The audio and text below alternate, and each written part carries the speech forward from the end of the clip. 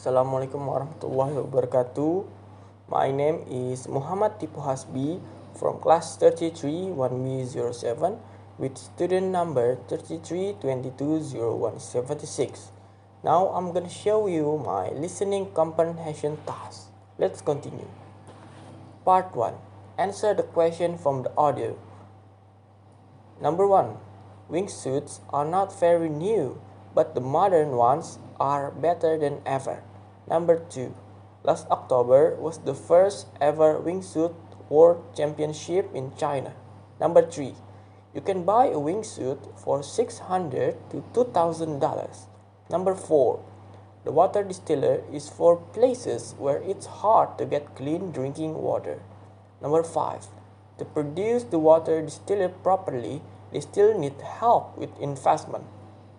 Number 6. The enable talk gloves were invented by some Ukrainian students. Number 7.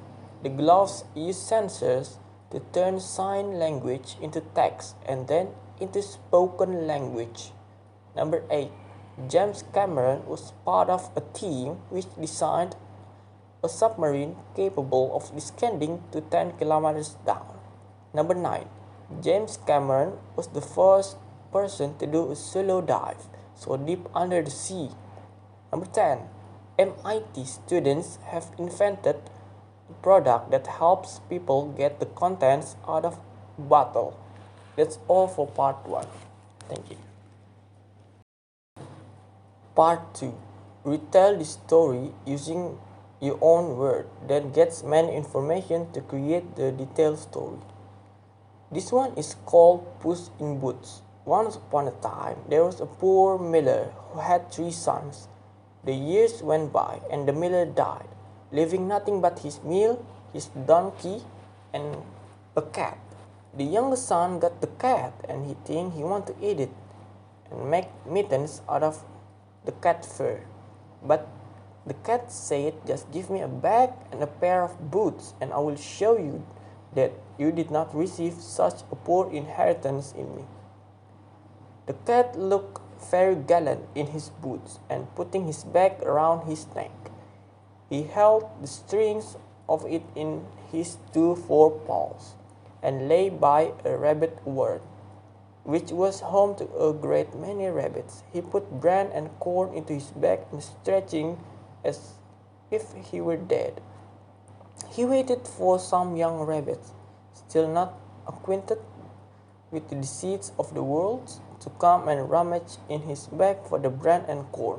Proud of his prey, he went with it to the palace and asked to speak with His Majesty.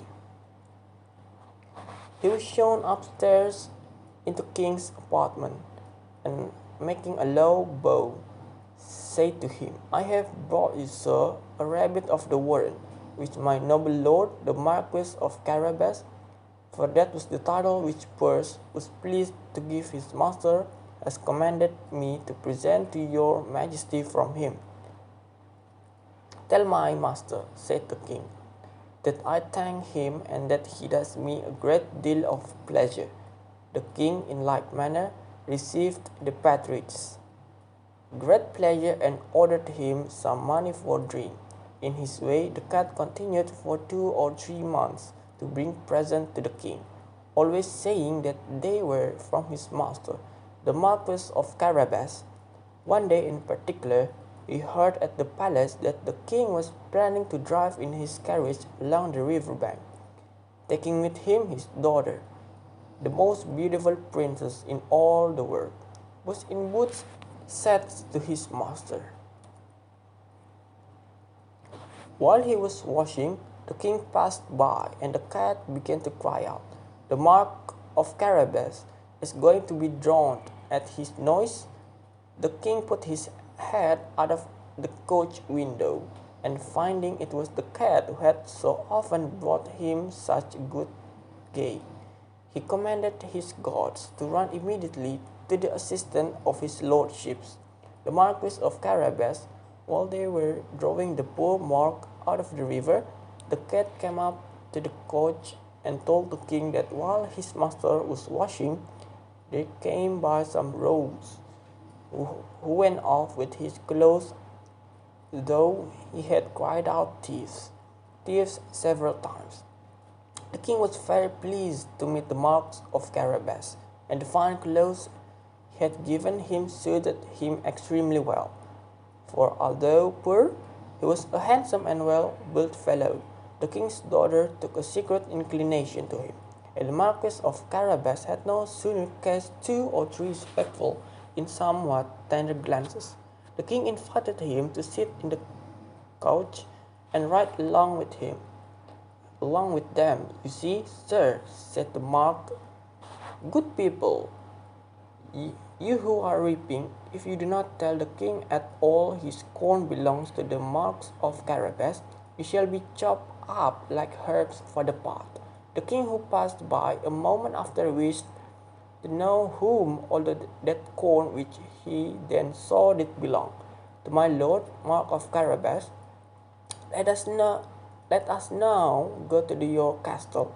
The miller's sons, not knowing what to reply, looked at Puss, who said, If your majesty will wait but an hour, I will go on before and order the castle to be made ready for you.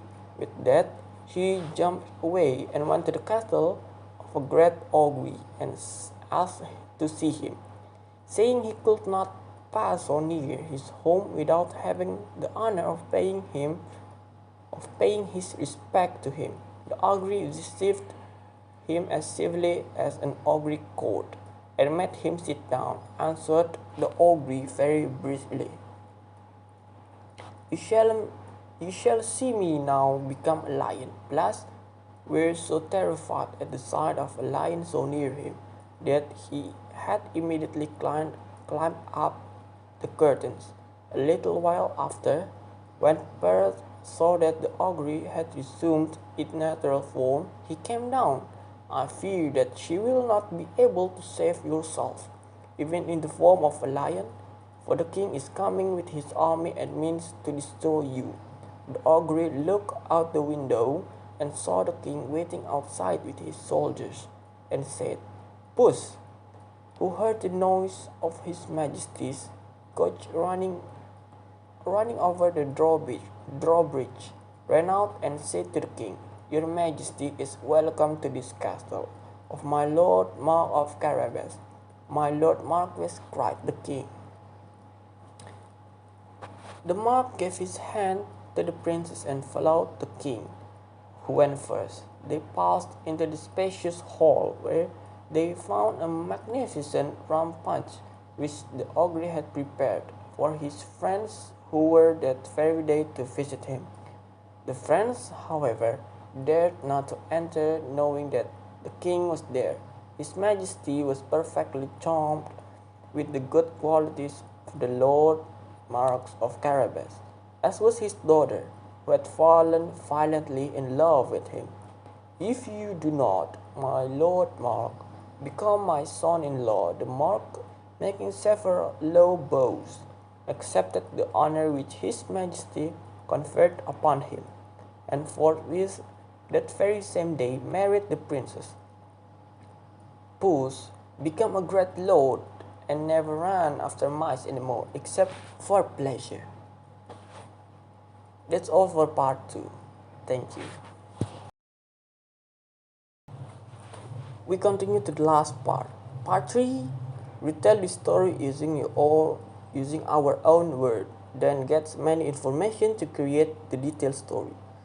There was some time ago a gentleman who was very rich. He had fine town and country houses. Now there was a certain lady of rank who lived very near him, and had 2 daughters. Bluebeard asked her to bestow one of them upon him for a wife, and left it to herself to choose which of the 2 it should be. But both the young ladies again and again said they would never marry Bluebeard, yet to be civil as they could. Each of them said the only reason why she would not have him was because she was loath to hinder her sister from the match, which would be such a good one for her, as Bluebeard wished very much to gain their favor. He asked the lady, her daughters, and some ladies who were on a visit at their house to go with him to one of his country seats, where they spent a whole week, during which they passed all their time in nothing but parties for hunting and fishing, music, dancing, and feasts. Soon after they returned home, she told her mother that she had no longer any dislike to accept of Bluebeard for her husband, and in a very short time they were married. About a month after the marriage had taken place, Bluebeard told his wife that he should be forced to leave her for a few weeks, as he had some affairs to attend to in the country. This is the key of the great box that contains the best plate which we use for company. Closet at the end of the long gallery on the ground floor. She promised to obey his orders in the most faithful manner, and Bluebeard, after kissing her tenderly, stepped into his couch and drove away.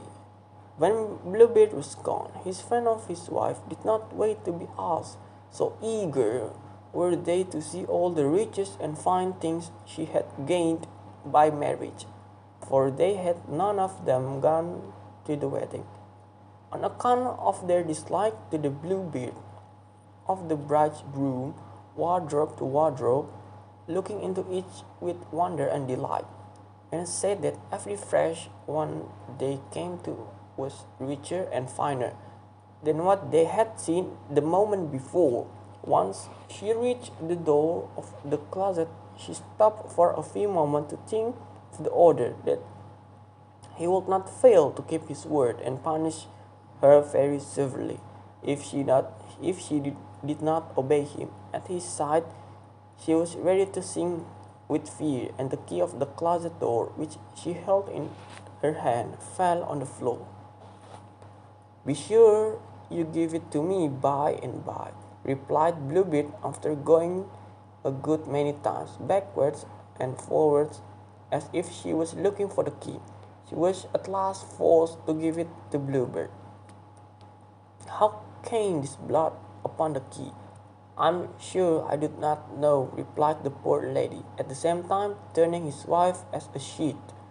"You do not know," said Bluebeard sternly. But I know well enough. You have been in the closet on the ground floor very well, madam. Since you are so mighty fond of this closet, you shall be sure to take your place among the ladies you saw there." His wife, who was almost dead with fear, now fell upon her knees, asked his pardon 1,000 times for her fault, and begged him to forgive her, looking all the time so very mournful and lovely that she would have melted any heart that was not harder than a rock. But Bluebeard only said, "No, no, madam, you shall die this very minute last," said the poor trembling creature. Half of an hour, not a moment longer. When Bluebeard had left her to herself, she called her sister, after telling her as well as she could for sobbing that she had run up. She had but a half of an hour to live. "Pretty," said his sister Anna. This was her sister's name. "Run up to the top of the tower and see if my brothers are not in sight, for they said they will visit me today, and if you see them, make a sign for them to gallop." Her sister did as she was desired, and the poor trembling lady every minute cried out to her. Her sister said, "I see nothing but the sun, which makes a dust, and the grass, which looks green." In the meanwhile, Bluebeard, with a great scimitar in his hand, bawled as loud as he could his wife. "One moment longer, I beseech you," replied she, and again calling softly to her sister, "Come down, I say, this very moment, or I shall come to fetch you." "Indeed, I will come in 1 minute," sobbed a wretched wife. Then once she more cried out. "I see," said her sister, "a cloud of dust. A little to the left, alas. No, dear sister, replied she, said Bluebeard in the greatest rage. Only one single moment more, said she, and then she called out for the last time, Sister Anna, Sister Anna. Do you see no one coming? I see, replied her sister, two men on horseback coming, but there are still a great way off. Thank God, cried she. Thank God, cried she. They are my brothers, great way to Bluebird, who, seeing they were his wife's brothers, tried to escape from their presence, but they pursued and seized him. Before he had gone 20 steps, and plunging their swords into his body, he fell down dead at their feet. The poor wife, who was almost as dead as her husband, was not able at first to rise and embrace her brothers. She gave a part of his vast fortune as a marriage dowry to her sister Anne, who soon after became the wife of a young gentleman who had long loved her. Some of the money she laid out in buying captain's commission for her two brothers, and the rest she gave to a worthy gentleman whom she married shortly after, and whose kind treatment soon made her forget Bluebeard's crudely. That's all for part 3. Thank you for listening. Goodbye.